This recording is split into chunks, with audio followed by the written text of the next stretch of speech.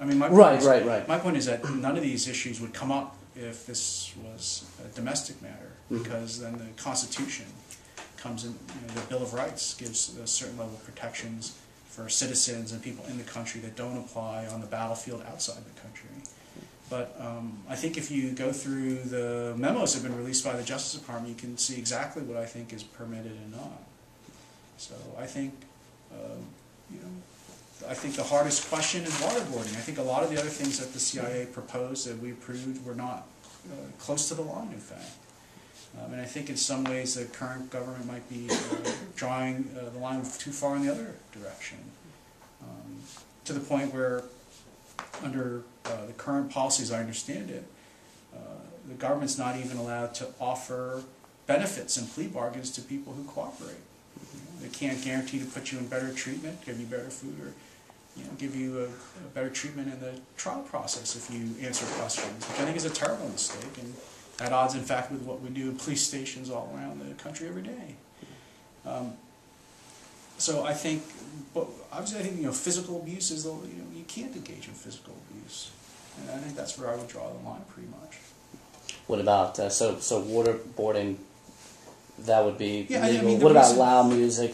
Loud music, things like that. Solitary confinement. I mean, solitary confinement is used in our prisons every day in the United States. I can't think of that as being torture.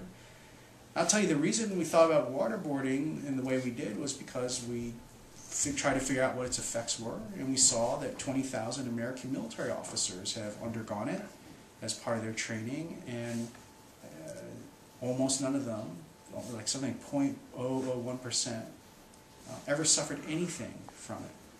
And so, based on that evidence, we thought that's not torture because it's not physical harm, and there's no after effects. But again, I mean, let me say, this is not something that we would ever have to think about in a conventional war, and it's not something that we would ever want to do. But I think in that time period, in the year after the 9/11 attacks, we captured the #3 leader of Al-Qaeda who had all the information on their ongoing plans. And what's the other side? The other solution is just to leave him alone and not ask him any questions at all because he invokes his Miranda rights? I mean, is that really the policy of the government that we should have had in 2001, 2002?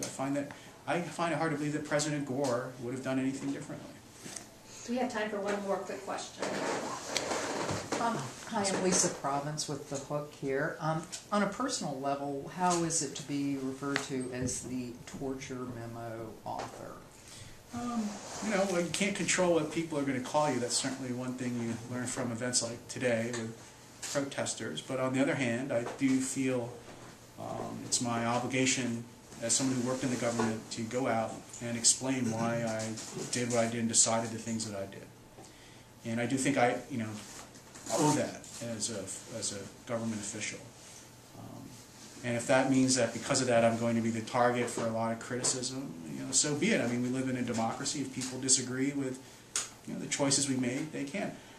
However, I don't think that one should draw from the actions of a few people that they represent the views of the majority either. I mean, from the poll numbers, I see 70% or more people in the United States support the interrogation policies that the Bush administration proposed and used. So, I think that that's also another thing I think about when you hear criticism. But I do think the important thing is that, and I think the Bush administration was at fault at this, in fact, during its time in office, that it did not go out into the public and explain the policies better and engage with the critics. And I think that was a mistake. Real quick follow-up on that, if I can. Really quick. When I was in 4th, 5th, and 6th grade, I was taught that America was... You're on a couch, but this is not a psychiatry session. What I'm saying is that I was taught that America was exceptional in my civics classes because we didn't tap our own citizens' phone lines, and because we didn't torture, and because we didn't do a lot of the things that we ended up doing after 9/11. Along the lines of... I disagree with that statement. I mean, I disagree with the idea... Well, we weren't proud of doing it. The United States in wartime has to do things which are unpleasant. And we have done things in war like wipe out entire cities and populations which are unpleasant. And that does not mean the United States is still not an exceptional country because it wins wars and does it in a direct way.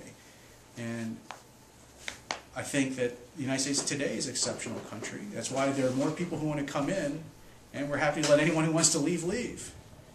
And I think that the one thing, though, that makes America an exceptional country above all others is that it is extraordinarily generous to the rest of the world in trying to maintain peace and security for pretty much for the world. The United States is taking on the burden of preventing aggression around the world.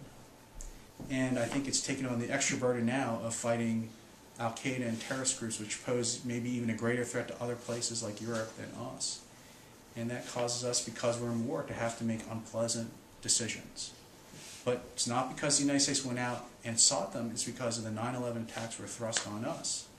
And again, I will put it to you. I mean, you know, 4th, 5th, 6th grade, you didn't have to learn that you have to make these terrible choices, but what would you have done in the same circumstances in the first few months after 9/11, and you captured the number 3 leader of Al-Qaeda? Would you have decided to do nothing and sacrifice the thousands of American lives that could have been lost because of successful terrorist attacks? I don't think any elected American leader in government at that time would have chosen that course. And that's why when people in the executive branch briefed the members of Congress, the only thing that the members of Congress asked was, are you going far enough?